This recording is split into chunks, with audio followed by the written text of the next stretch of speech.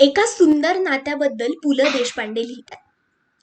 मैत्री एक सोपी व्याख्या आहे. रोज आठवण यावी असं काही नाही. रोज भेट व्हावी असं काही नाही. एवढंच कशाला रोज बोलणं व्हावं असंही काहीच नाही. पण मी तुला विसरणार नाही ही झाली खात्री, आणि तुला याची जाणीव असणं ही झाली मैत्री. शेवटी काय हो, भेटी नाही झाल्या तरी गाठी बसणं महत्वाचं. ज्यांनी हे जाणलं त्यांनी माणसातलं माणूस पण जाणलं. पु ल देशपांडेंची ही अतिशय सुंदर कविता. आज आंतरराष्ट्रीय मैत्री दिनानिमित्त तुम्हा सगळ्यांना खूप खूप शुभेच्छा.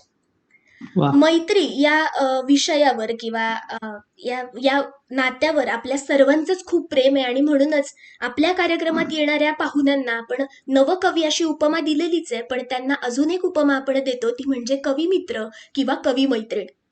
कवितेशी, संगीताशी, लेखनाशी आणि अनेक जणांशी अनेकांची मैत्री असूच शकते की. मैत्रीला कुठलंही बंधन नसतं. अशाच एका कवी मित्राला आज आपण भेटणार आहोत. त्याचं नाव आहे अपूर्व राजपूत. दादा, तुझं कवितेच्या कोपऱ्यामध्ये खूप खूप मनापासून स्वागत. थँक्यू समृद्धी. अपूर्व दादा हा मूळचा औरंगाबादचा आहे आणि त्याला वक्तृत्व, वादविवाद, काव्यवाचन, गीतकार म्हणून तो सध्या नावाजलेला एक आहे, आणि सगळेजण त्याला याच ओळखीने ओळखतात. गेल्या 4 वर्षात सलग प्रत्येक स्पर्धेत, काव्यवाचन असू देत, वादविवाद असू देत, प्रत्येक स्पर्धेत तो विजयी ठरलेला आहे. मराठवाड्याचा श्रेयस वक्ता हा पुरस्कार त्याला मिळालेला आहे, आणि त्याच्या वक्तृत्वाच्या जोरावर त्याने तो मिळवलाय. गझल, मुक्तछंद कविता, वृत्तबद्ध कविता या प्रामुख्याने तो लिहितो. याबरोबरच त्याला संगीतातही आवड आहे. तो गायन, तबलावादन आणि बासरी वादन सुद्धा करतो. नुकताच लिरिसिस्ट म्हणून, अर्थात गीतकार म्हणून त्याने इंडस्ट्रीत पदार्पण केलंय, आणि पहिलंच त्याचं गाणं आदर्श शिंदे यांनी गायलेलं आहे. ही सगळ्यात मोठी त्याची आतापर्यंतची अचीवमेंट आहे असं आपण म्हणू शकतो. या सगळ्या प्रवासाबद्दल आज त्याच्याशीच थेट गप्पा आपण मारणार आहोत. अपूर्व दादा, पुन्हा एकदा खूप खूप स्वागत तुझं, आणि मैत्री दिनानिमित्त सगळ्यात आधी तुला खूप खूप शुभेच्छा. थँक्यू. तुम्हाला पण सर्वांना खूप खूप शुभेच्छा मैत्री दिनाच्या. मला तुला प्रश्न विचारायचा आहे की तुझा साहित्याकडे ओढ किंवा प्रवास एकंदर कसा सुरू झाला? तू लेखनाकडे कसा वळलास? आता ना खूप जण कवितेविषयी चर्चा करत असताना सांगतात की मी 8वी पासून कविता लिहायला लागलो, मी 7वी पासून लिहायला लागलो. पण माझ्या बाबतीत तसं नव्हतं. मला आधी श्रवणाची जास्त सवय लागली, की लहानपणी मंदिराजवळच माझं घर आहे. मी सोयगाव या गावचा आहे. नाधो महानोर जे ज्येष्ठ गीतकार आहेत ते माझ्या गावातलेच आहेत. जांभूळ पिकल्या झाडाखाली, चिंब पावसानं जागं झालं रानं, अशा अजरामर गीत त्यांनी लिहिलेलं आहे. सो त्या सहवासात मला वाटतं माझी वाढ झालेली आहे. सकाळी 5 वाजता माझ्या घराच्या शेजारीच मंदिर असल्यामुळे जो लाऊडस्पीकरवरती जे गीत लागतात ते ऐकत मी लहानाचा मोठा झालो. पण लिखाणाची काही सुरुवात मला वाटतं तेव्हा झाली नाही. फक्त ऐकत होतो, वाटेल ते म्हणत होतो, अशा पद्धतीने तो एक प्रवास होता. पण ज्यावेळेस 11वी मध्ये मी आलो औरंगाबादला, आणि त्यावेळेस मला मराठीचे एक शिक्षक मिळाले ज्यांचं नाव आहे वीरा राठोड सर. बऱ्याच जणांना ते माहिती असतील, कारण त्यांच्या पहिल्याच कविता संग्रहाला साहित्य अकादमीचा पुरस्कार आहे. वा. सो ही खूप मोठी गोष्ट आहे एका मराठी माणसाला ते मिळणं. साहित्य नक्कीच. अकादमी सारखा, युवा साहित्य अकादमीचा तो पुरस्कार आहे. आणि मग त्या सरांनी त्यांच्याकडे बघून मला असं वाटायचं की आपल्याला असं काहीतरी बनायचंय, कारण इतकं प्रभावी बोलणं आणि खूप सुंदर त्यांचं व्यक्तित्व होतं आणि आहे अजून पण. सो वादविवाद स्पर्धांमधून, वक्तृत्व स्पर्धांमधून मी खरं तर पहिल्यांदा कवितेला भेटलो असं मी म्हणेल. कारण आपण नाही का वादविवाद वक्तृत्व स्पर्धांमध्ये सुरुवातीला आणि शेवट भाषणाच्या शेवटी आपण कवितेच्या ओळी वापरत असतो. म्हणजे मी बघायचो माझे सिनियर्स जे कोणी वक्तृत्व वादविवाद स्पर्धा करतायत ते म्हणायचे की जाता जाता मी सुरेश भटांच्या ओळीत शेवट करतो, की विझलो आज जरी मी हा माझा अंत नाही, पेटेल उद्या नव्याने सामर्थ्य नाशवंत नाही, किंवा हे असे आहे तरी हे असे असणार नाही, येणार आहे दिवस आपला तो कुठे बसणार नाही. किंवा मग अनेक उदाहरण असे द्यायचे. कुसुमाग्रजांच्या ओळी असतील, विंदा करंदीकरांच्या ओळी असतील, किंवा मग सुरेश भटांच्या ओळी असतील. तर तेव्हा मला पहिल्यांदा ही नावं कानावरती पडली. म्हणजे मी संत साहित्य वगैरे ऐकलं खूप होतं, पण प्रत्यक्षाने ही नावं कानावर पडणं कवींची, ती पहिली वेळ होती मी म्हणेल 11वीत असताना. हं. आणि मला वाटलं यार हे काहीतरी रसायन आहे, की ज्याने आपलं वक्तृत्व वगैरे सुधारू शकतं. बरोबर. मग मी कविता संग्रह वाचायला सुरुवात केली आणि ती याच्यासाठी वाचायला सुरुवात केली, की त्याच्यातले ओळी आपण काढून उद्या कधीतरी भाषणामध्ये वापरूयात. हं, सो हं. अशी ती सुरुवात झाली. कविता लिहील असं अजिबात वाटलं नव्हतं. पण मला माहित नाही की काय झालं आणि मी कविता लिहिली आणि मला सांगायला आवडेल की मी माझ्या सुरुवातीच्याच कवितांमध्ये मला केंद्रीय युवक महोत्सवात पहिलं बक्षीस पण मिळालं. वाह! म्हणजे क्या बात है! खरंच छान आहे. तुझी म्हणजे इग्निशन पॉइंट आपण जो म्हणतो, तोच इतका सुंदर असल्यावर पुढे प्रवास छानच असेल. आपण एक कविता घेऊयात आणि मग पुढे अजून गप्पा मारूयात. कुठली ऐकवशील? नक्की. आता मित्र तुम्हाला म्हटलेलं आहे. बऱ्याचदा काय होतं माहितीये का, आपल्याला व्यक्त नाही करता येत, है ना? हं. समजा एखादी मुलगी सुंदर दिसते, तर आपण व्यक्त नाही करू शकत सामान्य माणूस खूप चांगल्या पद्धतीने. तर मग माझ्या मित्रांचं काम मी सोपं केलेलं आहे. मी एक कविता लिहिलेली आहे, की एका सुंदर मुलीचं वर्णन आहे ते. हं. तर सगळेजण वापरू शकता तुमच्या मैत्रिणींसाठी 100%. हं. ती गाऊनच सादर करतो, प्रयत्न करतो, की नक्की.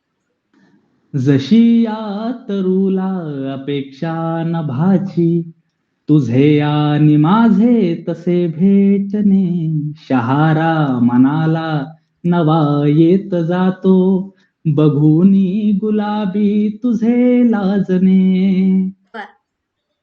तुझे ओठ मखमल, तुझी धुंद काया, तुझे रूप मलमल दिसू लागते, जणू अप्सरा तू उतरली धरेवर, असेही मला जाणवू लागते. जशी रात होते मिठी दाट होते, दिसू लागल्यावर नभी चांदणे, शहारा मनाला नवा येत जातो, बघूनी गुलाबी तुझे लाजणे.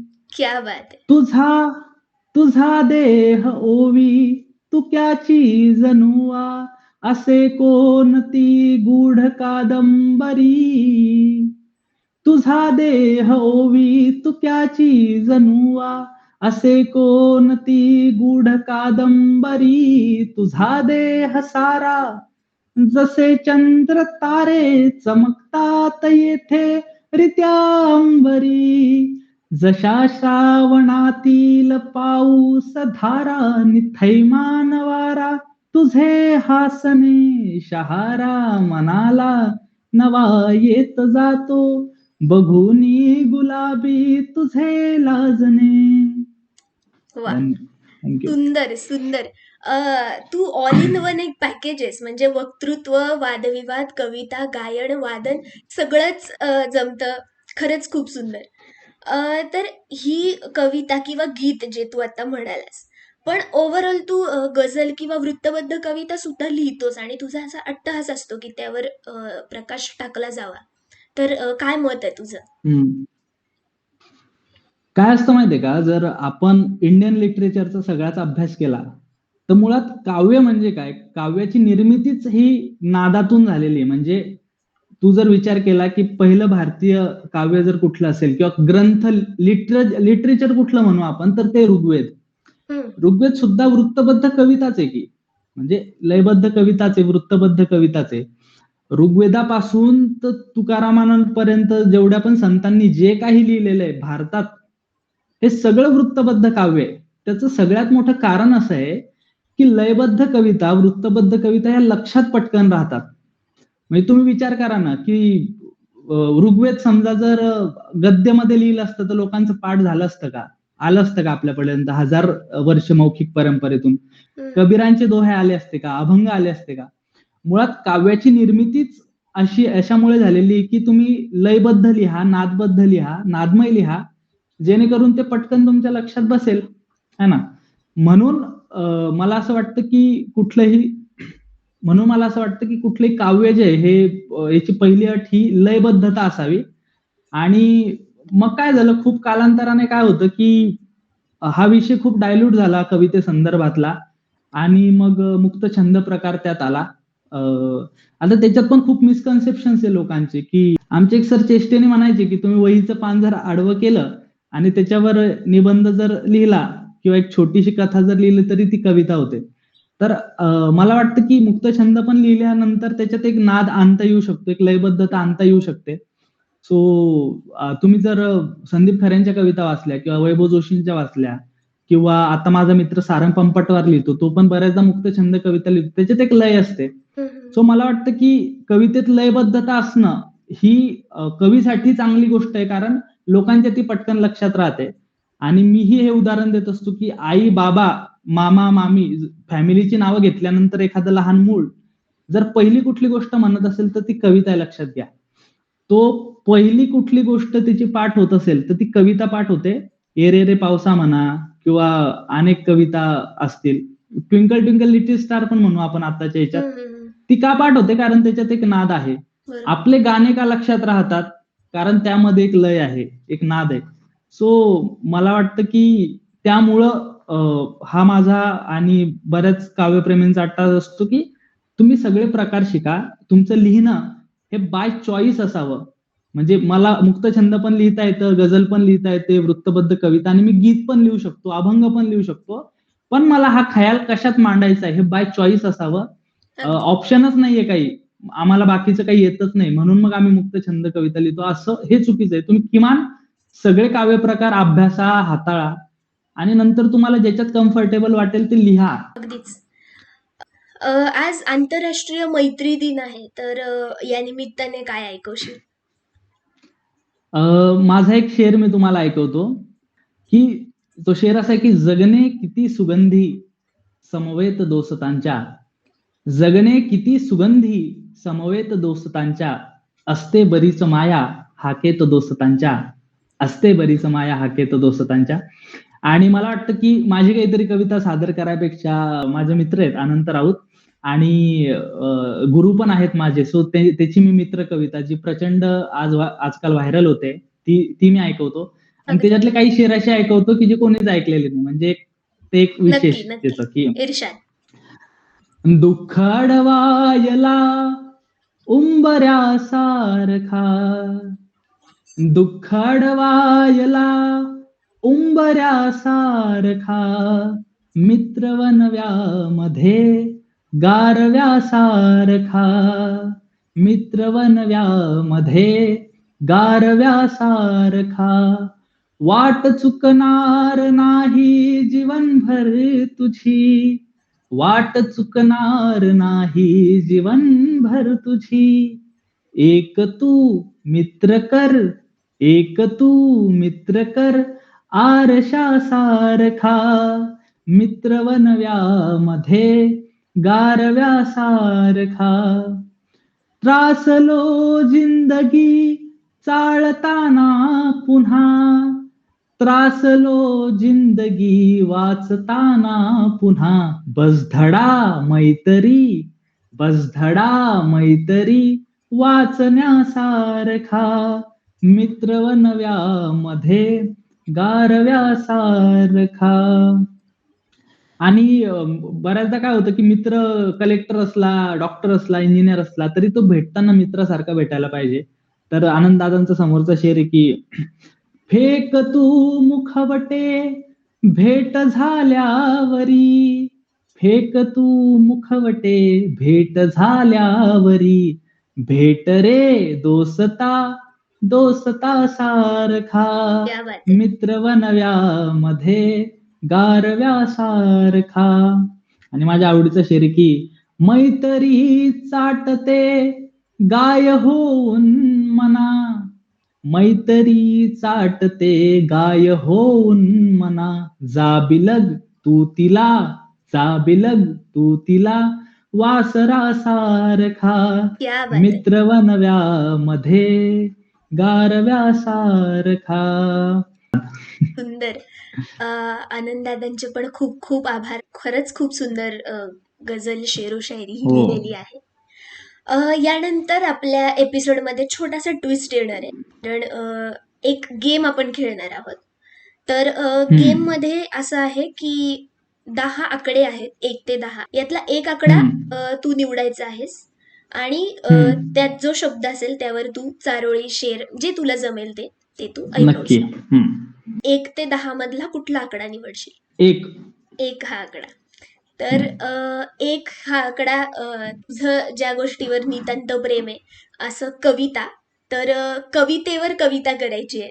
काय ऐकवशील? एखादी जखम पुरेशी ही असते कवितेसाठी. एखादी जखम पुरेशी ही असते कवितेसाठी. कविता म्हणजे केवळ शब्दांची नसते दाटी. हं.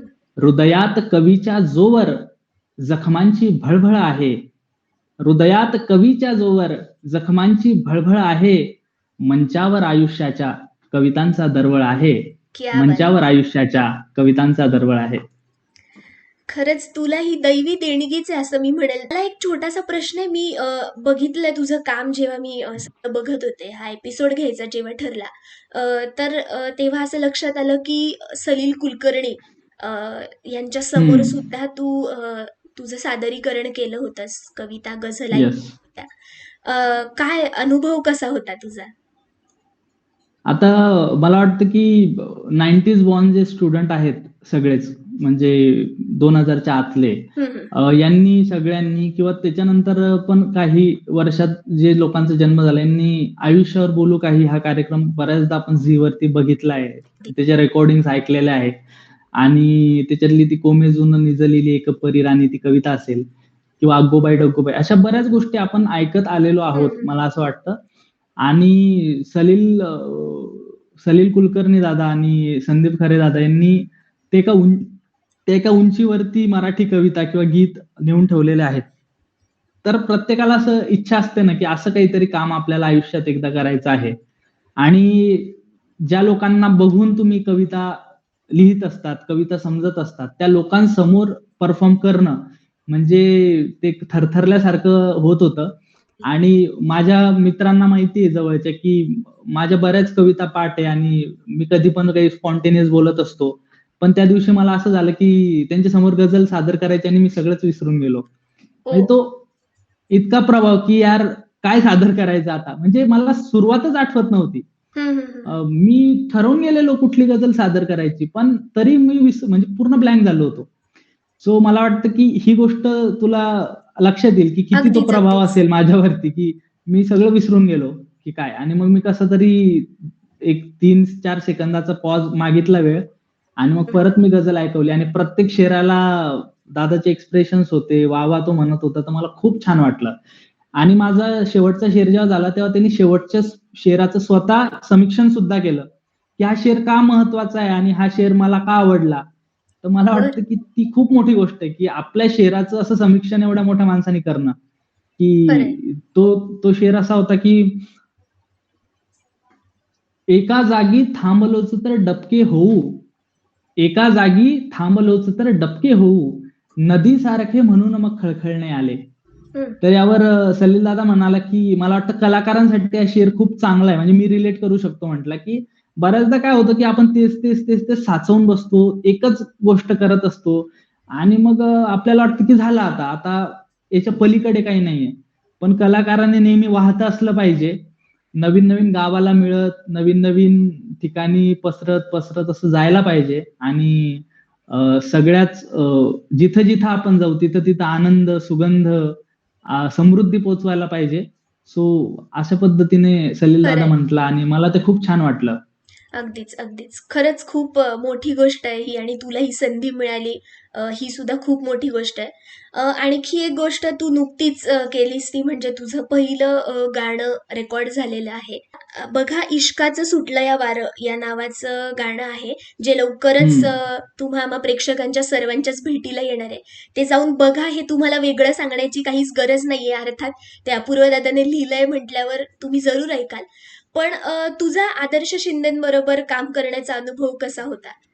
कारण पदार्पण केल्याच एवढ्या मोठ्या व्यक्तीने गाणं कंपोज करणं, त्याला चाल देणं आणि हं. त्यांच्या आवाजात गाणं, ही खरंच खूप मोठी गोष्ट आहे.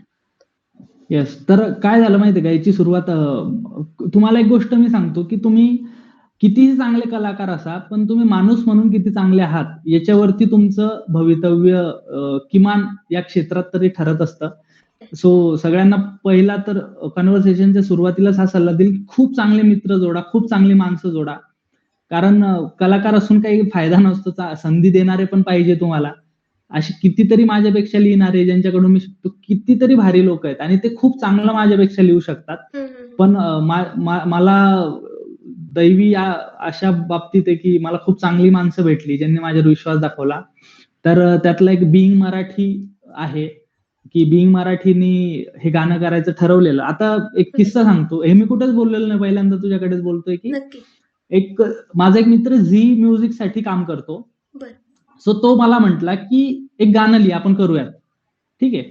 सो मग मी जशी या तरुला ते जी कविता सुरुवातीला ऐकवली ते गाणं लिहिलेलं आहे. ओह! ते ते माझं ते गीत आहे. पण तो मला म्हटला, की "यार अरे असले गाणे काही चालत नाही आजकाल, ऐकत नाही कोणी वगैरे. हे काय शीर्षक गीत गीत वगैरे झालेलं आहे सीरियलचं." हं, हं, हं. आणि मग मी काही दिवसांनी त्याला फोन केला. आमचं परत एखाद्या महिन्याने बोलणं झालं आणि तो मला बोलला, की "अरे लिहिलं की नाही?" मी म्हटलं, "काय यार मला सुचत नाही. तुला काय पाहिजे?" म्हटलं, "हे असलं काही पाहिजे का, की मला बी लागला ह्यो इश्काचा बाण गं" वगैरे असलं. तर तो म्हटला, की "अरे हे चांगलं आहे." आणि मग मी त्याच्या 4 ओळी लिहिल्या होत्या आणि हुक लाईन लिहिली होती. पण काय झालं त्या कालावधीत त्याचे 4-5 प्रोजेक्ट सुरू झालेले होते ऑलरेडी. तो बरेच बरं. गाणे झी म्युझिक मराठीला करतो कंपोज. प्रणव घारपुरे नाव आहे त्याचं. तो म्हटला, की "करू पुढे" वगैरे असं जरा तो बोलला. हं. मग माझा मित्र आहे एक बिंग मराठीत अक्षय दादा. तर मी त्याला सांगितलं, की "अरे असं-असं झालं आणि गाणं आहे माझ्याकडे." 4च ओळी आणि हुक लाईन होता. तर कसं सगळं जुळून येतं बघ. मग काही महिन्यांनी त्याच्याकडे एक बिंग मराठी खूप मोठं नाव आहे इंडस्ट्रीतलं, हो, जे हो. की अगदी. डिजिटल मीडिया पार्टनर असतं बऱ्याच फिल्म्सचं. हं, म्हणजे हं, हं. लय भारीचं सुद्धा ते डिजिटल मीडिया पार्टनर आहे. हो, बरोबर. तर त्याच्याकडे एक कंपोजर आणि म्युझिक डायरेक्टर आला आणि तो बोलला, की "अरे गाणं वगैरे आपण करू शकतो बिंग मराठीसाठी वगैरे प्रोडक्शनला" आणि अक्षयला पण त्या प्रोडक्शनमध्ये पडायचं होतं. हं, तर हं. तो म्हटला, "आपल्याकडे एक गाणं आहे." त्याने मला फोन केला आणि मी फोनवरती हे 4 ओळी आणि हुक लाईन जी लिहिलेली होती तीच त्या दिवशी फोनवर 5 मिनिटात ती ऐकवली बरं. आणि त्या डायरेक्टरला खूप आवडली. नितीन नाव आहे त्याचं, ज्याचं आत्ताच अ, अजय अतुल सोबत गाणं आलंय माय बाप विठ्ठला, जे हं, की हं. खूप व्हायरल आता चाललेलं आहे हो, आषाढीला. बरोबर. पांडुरंगा विठ्ठला माया बापा विठ्ठला हं, अजय दादांनी गायलेलं आहे ते. सो त्याला ती खूप आवडली आणि तो म्हटला, की "हे गाणं आपण करूयात." मग गाण्याचं बेसिक कंपोझिशन झालं. लॉकडाऊन लागला. अ, मग मला एक दिवस परत फोन आला, की "अरे पुढच्या कडव्यांचं काय?" मग मी आणि माझी बहीण लहान आहे. असंच आम्ही टाईमपासमध्ये 2 कडवी हं, लिहिली. पटकन ते पण 5-6 मिनिटातच लिहिली मला वाटतं आणि ते गाणं दिलं आणि सगळ्यात विशेष गोष्ट म्हणजे ते गाणं जसं दिलेलं होतं, हं. वृत्तांचा अभ्यास असल्यामुळे ते इतकं परफेक्ट मीटरमध्ये होतं, की म्युझिक डायरेक्टरला किंवा कंपोजरला त्याच्यातलं एक अक्षर किंवा उच्चार सुद्धा बदलावा नाही वाटला. कारण ते इतकं सहज गाणं झालं आणि मग आदर्श दादाला अप्रोच केलं. त्याचे पण मी धन्यवाद मानेल, की त्यांनी हे गाण्यासाठी हो केलं आणि त्याला प्रचंड हे गाणं आवडलं आणि ते गाणं मग रेकॉर्ड झालं 12 तारखेला. लवकरच 1-1.5 महिन्यात ते भेटायला येईल. पण तो अनुभव एक सांगतो, की आदर्श दादाबरोबर ज्यावेळेस मी पहिल्यांदा स्टुडिओत घुसलो आणि त्याला मी लिहिलेला लिरिक्सचा कागद जेव्हा त्याला मी दिला आणि तो मला उच्चार विचारत होता, तेव्हा माझ्या अंगावर अक्षरशः काटा आलेला आणि मला म्हणजे कळत नव्हतं, की काय कसं रिएक्ट व्हावं आणि खूपच मजा आली आणि तो खूप अद्भुत आहे. म्हणजे त्यांनी जे गाणं जसं स्क्रॅचला रेकॉर्ड झालं होतं, त्याचे 100 पट चांगलं गायलंय. खूपच भारी गाणं झालेलं आहे. सो तुम्हाला लवकरच ऐकायला मिळेल. खरं आहे, असं म्हणतात, की जेव्हा एखाद्या सुंदर गोष्टीची निर्मिती होणार असते, सृजनाची हं, निर्मिती जेव्हा होणार असते, तेव्हा काहीतरी हलतं आपल्या आतून. आणि हं, तसाच तुझा मगाशी तू सलील दादांचा एक्सपिरियन्स सांगितला तोही आणि आता हं. आदर्श दादांचा सांगितला. तर ते सुंदरच असेल आणि त्यात निर्माण होणार आहे म्हणूनच आत काहीतरी हललं असं मी म्हणेन. बरोबर. अ, यानंतर एखादी कविता, गझल काहीतरी तू ऐकव अशी इच्छा मी आहे. गझल ऐकवतो, ती पण तरुणमध्येच ऐकवतो, की सांभाळावे सुसाट वारा सुटल्यानंतर पुन्हा निघावे वादळ वारा शमल्यानंतर पुन्हा निघावे वादळ वारा शमल्यानंतर जशी मला तू हसता नाही गोड वाटते जशी मला तू हसता नाही गोड वाटते गोड वाटते तशी मला तू रुसल्यानंतर गोड वाटते तशी मला तू रुसल्यानंतर. तुला पाहण्या समोर तूही हवी कशाला. तुला पाहण्या समोर तूही हवी कशाला. तुझा चेहरा दिसतो डोळे मिटल्यानंतर. तुझा चेहरा दिसतो डोळे मिटल्यानंतर. तू रुसल्यावर तुला पटवणे अवघड नसते. करू काय मी गझला माझ्या. करू काय मी कविता माझ्या रुसल्यानंतर.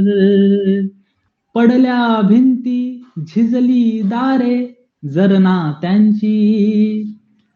पुन्हा नव्याने बांधू घरटे खचल्यानंतर. पुन्हा नव्याने बांधू घरटे खचल्यानंतर. आणि तुमच्या सगळ्यांसाठी शेर की मी लिहितो ते माझे नाही तुमचे आहे. माझी कविता कविता माझी. माझी कविता माझी नसते सुचल्यानंतर. क्या बात आहे, क्या बात आहे. माझी कविता माझी नसते सुचल्यानंतर. थँक्यू. खरंय, कविता किंवा कुठलीही लेखन केलेली गोष्ट असेल, लिहिलेली बाहेर आलेली एकदा गोष्ट असेल, तर ती त्या फक्त व्यक्तिगत न राहता ती लोकांची होऊन जाते आणि प्रेक्षक अर्थातच तिच्यावर भरभरून प्रेम करतात. ते प्रेम करायला कधीच विसरत नाही. अपूर्व दादा, एक गुपित मला कळलेलं आहे. मला सूत्रांकडून अशी माहिती कळली आहे की तुझं आणि तुझ्या आजोबांचं खूप घट्ट बॉन्ड आहे, खूप छान नातं आहे. तर मला त्याच्याबद्दल ऐकायचंय तुझ्याकडून. कसं आहे की आज मी जो काही आणि माझी जी काही वैचारिक ठेवण आहे त्यात आजोबांचा खूप मोठा वाटा आहे मला असं वाटतं. कारण लहान असल्यापासूनच आजोबा मला मंदिरात घेऊन जायचे आणि मग तिथं अभंग असतील, कीर्तन असेल, ज्ञानेश्वरी असेल, हे ते बालवयात माझ्या कानावर पडत गेलं आणि आज मी ते बघतोय तर मला ते वाटतं की याचा प्रभाव असू शकतो. पण तेव्हा मजा वाटायची. दुसरी गोष्ट, राष्ट्रीय स्वयंसेवक संघामध्ये आजोबांमुळे मी जायला लागलो आणि तिथं पद्य संस्कृती मला ती आवडली की जिथं आपण गाणे वगैरे म्हणतो त्या शाखेमध्ये जाऊन. तो एक प्रभाव या कवितेवर आहे. आणि तिसरी गोष्ट म्हणजे सगळ्यात महत्वाची की वाचन. माझ्या आजोबांचं इतकं अफाट वाचन आहे. म्हणजे आज पण मी खूप पुस्तकं नेतो घरी जाताना. माझ्या जवळच्या मित्रांना माहिती की मी घरी गेल्यावर खूप पुस्तकं नेतो आणि माझे आजोबा लिटरली दिवसभर पुस्तकं वाचतात आणि आमची चर्चा पण होते त्या पुस्तकांवरती. आणि आता ते कविता वगैरे फार वाचत नव्हते, पण आता मी कविता लिहायला लागल्यापासून गझल काय असते, कविता काय असते, वृत्तबद्ध कविता काय असते, सुरेश भट वगैरे हे सगळं ते नव्याने अभ्यास करण्यासाठी वाचायला लागले. मग आमची पण त्याच्यावर पण चर्चा होती की चांगला शेर कसा असावा, चांगली गझल कशी असावी. आणि त्यांना प्रचंड या गोष्टीचं कौतुक आहे की मी हे सगळं करतोय. आणि मला असं वाटतं की माझ्या आयुष्यात खूप मोठा त्यांचा वाटा आहे आणि आमची खूप चांगली मैत्री आहे. सो मी लकी की मला आजोबा आहेत. खूप छान, खूप छान. या निमित्ताने आपण आजोबांना सुद्धा मैत्री दिनाच्या शुभेच्छा देऊन टाकूयात. हो, 100%. अगदी जाता जाता कुठली कविता ऐकवशील? मी गझल ऐकवतो जाता जाता. दाट शक्यता आहे. तुला नव्याने मी दिसण्याची दाट शक्यता आहे. तुला नव्याने मी दिसण्याची दाट शक्यता आहे. प्रवासात या धडपडण्याची दाट शक्यता आहे. आणि जमेल तितके बोलायाचे टाळत जा माझ्याशी. जमेल तितके बोलायाचे टाळत जा माझ्याशी. प्रेमामध्ये तू पडण्याची दाट शक्यता आहे. प्रेमामध्ये तू पडण्याची दाट शक्यता आहे. आणि गडद रात्री आकाशीचा चंद्र पाहिल्यावरती, शेर बघ की, गडद रात्री आकाशीचा चंद्र पाहिल्यावरती जुन्या रात्री आठवण्याची दाट शक्यता आहे. जुन्या रात्री आठवण्याची दाट शक्यता आहे. आणि विचारातन लिखाणातही त्याच्या खोली नाही. विचारातन लिखाणातही त्याच्या खोली नाही. स्टेटस वरती खळखळण्याची दाट शक्यता आहे. आणि दिवसा मनात बेचैनी रात्रीची झोपच नाही. दिवसा मनात बेचैनी रात्रीची झोपच नाही, एक छान कविता सुचण्याची दाट शक्यता आहे. क्या बात आहे, एक क्या बात छान कविता सुचण्याची दाट शक्यता आहे. आणि शेवटचा शेर खरं तर हा डिस्क्लेमर आहे, पण शेवटी घेतो की कविता गझला माझ्या साऱ्या जपून वाचत जा रे. कविता गझला माझ्या साऱ्या जपून वाचत जा रे. जुन्या वेदना ठसठसण्याची दाट शक्यता आहे. खरंय. तुला नव्याने मी दिसण्याची दाट शक्यता आहे. प्रवासात या धडपडण्याची दाट शक्यता आहे. क्या बात आहे, क्या बात आहे. पु ल देशपांडेंचं असं एक सुंदर वाक्य आहे की जगात वेदना जितकी सुंदर बोलते तेवढं सुख नाही बोलत. हम्म. जगात वेदना जितकी सुंदर बोलते तेवढं सुख नाही बोलत. सुख माणसाला मुकं करतं. वेदनेच्या पोटी सुंदर बोलणं येतं नाही का. हो. तसंच तुझ्या ह्या कवितेतून सुद्धा अगदी हाच गाभार्थ प्रतीत होतो असं मी म्हणेन. तुझ्या एका मैत्रिणीने मैत्री दिनानिमित्त तिला तुझ्याशी काहीतरी बोलायचंय. आपण बघूया ती काय म्हणते. मी वैष्णवी देशपांडे, अपूर्वची मैत्रीण, बेसिकली त्याची कॉलेजची मैत्रीण. आमची पहिली भेट अशी झाली की कॉलेज फेस्टिवल होता आणि त्यानिमित्ताने आम्ही एक नाटक पाठवणार होतो आणि त्या नाटकाच्या ऑडिशनसाठी मी गेलेली आणि तिथे अपूर्व बसलेला होता. मी बऱ्यापैकी त्याच्याबद्दल ऐकलेलं होतं. छान वाजवतो सुद्धा, तबला छान वाजवतो, बासुरी वाजवतो सुंदर, हा सुंदर सुंदर कविता लिहितो, हा गाणंसुद्धा लिहितो, गझल, शायरी, गाणं गातोसुद्धा. म्हणजे मला खूप कुतूहल वाटायचं हा ते सादरीकरण पण हा अतिशय उत्तमपणे करतो. आता तर तो गाणं लिहितोय आणि मोठ्या मोठ्या लोकांकडनं सुद्धा त्याच्या या कलागुणांना खूप छान दाद मिळते. याबद्दल खूप आनंद होतो आहे आणि पुढे पण अपूर्वने अशीच प्रगती करत राहावी, असंच सुंदर सुंदर कविता लिहाव्यात. आणि मला सांगायला अत्यंत आनंद होतो आहे की अपूर्वने आतापर्यंत 150हून अधिक स्पर्धांमध्ये सहभाग घेतलेला आहेत आणि अनेक स्पर्धांचा तो विनरसुद्धा राहिलेला आहे आणि असंच त्याने पुढे असंच त्याचं वाटचाल चालू ठेवावी, छान कविता लिहाव्यात, खूप मोठं व्हावं हीच आमची सर्वांची इच्छा आहे. आणि त्याच्या पुढील वाटचालीसाठी मी त्याला खूप साऱ्या शुभेच्छा देते. धन्यवाद. बाय.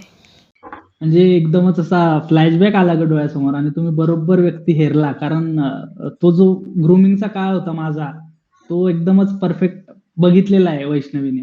थँक्यू वैष्णवी, आणि भेटूयात लवकरच. वा, खूपच छान. मैत्री दिनाचं यापेक्षा छान बक्षीस गिफ्ट खरंच शकत नाही. खूप सुंदर गिफ्ट आहे मला खरंच. नवकवी आणि लेखक जी मंडळी आता नव्याने लिहित आहेत त्यांना काही संदेश तुला द्यायचा असेल तर तू प्लीज देऊ शकतोस. एक प्रसिद्ध शायर आहेत, ते नेहमी असं म्हणतात की पढ़ना ये भरना होता है और लिखना केवल छलकना होता है. जब तक आप भरोगे नहीं तब तक छलकोगे कैसे. तर याच्यावरती जास्त लक्ष द्या, कमी लिहा आणि जास्त वाचा. माझा मित्र आहे चैतन्य जोशी, त्याचा एक खूप सुंदर शेर आहे, तो पण एक सजेशन देतो मी की मशहूर अपने शेर से होता है हर अदीब. मशहूर अपने शेर से होता है हर अदीब. गालिब का पेज मीर का चॅनल नाही है दोस्त. गालिब का पेज और मीर का चॅनल नाही है दोस्त. मला वाटतं की ज्ञानेश्वरांनी, तुकारामांनी, बहिणाबाईंनी कुठे पोस्ट नाही केल्यात त्यांच्या कविता, तरी लोकांच्या मनात आहेत. कारण सोशल मीडियावर पोस्ट करण्यापेक्षा असं काहीतरी लिहा जे लोकांच्या मनात पोस्ट होईल, जिथून ते डिलीट नाही होऊ शकत कधीच. नक्कीच. पाया भक्कम करा म्हणजे कळसही उंचावर जाईल, एवढंच तुझ्या सांगण्यामागचं सार आहे आणि ते खरंच खूप प्रेरणादायी आहे आणि छान आहे. तू आज एवढा यश मिळवून सुद्धा आमच्या छोट्याशा कार्यक्रमात आलास. खरंच तुझे खूप खूप मनापासून आभार. मला खूप छान वाटतंय. आणि तू म्हटली की तू छोट्याशा कार्यक्रमात वगैरे आला. एक उर्दूतला शेर आहे की नए दीवानों को देखूं तो खुशी होती है, नए दीवानों को देखूं तो खुशी होती है, हम भी ऐसे ही थे जब आए थे वीराने में. म्हणजे आम्हाला पण लोकांचा सहवास लागला. म्हणजे एक गोष्ट असते ना की जे जे आपणासी ठावे ते ते इतरांशी सांगावे, शहाणे करून सोडावे सकळ जन. सो ते महत्वाचं आहे. आणि तुझं खूप खूप कौतुक की कसं आहे माहिती आहे का, युट्यूब चालवायचं तर माणूस कुठलाही विषय घेऊन चालवू शकतो, पण तू कविताच निवडली. याचं कारण असं आहे की तुझ्या मनात पण ती जिवंत आहे आणि मला वाटतं तीच गोष्ट पुरेशी की मी तुझ्या कार्यक्रमाला यावं म्हणून. आणि खूप सुंदर तुझी घेण्याची पद्धत आहे. आणि सगळ्यात महत्वाचं म्हणजे इंटरव्ह्युअरला सगळ्यात महत्वाची गोष्ट असते की तो चांगला लिस्नर असला पाहिजे. तर तुझ्याकडून मला ही गोष्ट कळली आणि शिकायला पण मिळाली. कारण मी कधीच त्या बाजूला उभं राहून थांबायची संधी नाही मिळाली. पण मी जेव्हा ही इंटरव्ह्यू घेईल तेव्हा नक्की तू जसं घेतलाय तसा घेण्याचा थोडाफार प्रयत्न करेल. ही मला खूप छान वाटलं. खूप मोठी दाद आहे माझ्यासाठी. खरंच खूप मनापासून थँक्यू. रसिका हो, स्टे ट्यून्ड असं तुम्हाला वेगळं सांगण्याची गरज नाही. आजच्या भागात तुम्हाला निश्चित मजा आली असेल याची मी आत्ताच खात्री देते. तुमच्या सगळ्या प्रतिक्रिया आम्हाला कमेंट सेक्शनमध्ये जरूर कळवा. अपूर्व दादाच्या कवितांवर जसं तुमचं प्रेम आहे तसंच ह्या एपिसोडवर आणि त्याच्या मुलाखतीवर सुद्धा व्हावं एवढीच अपेक्षा. भेटूयात पुढच्या भागात अशाच एका नवकवीसोबत. तोपर्यंत नमस्कार.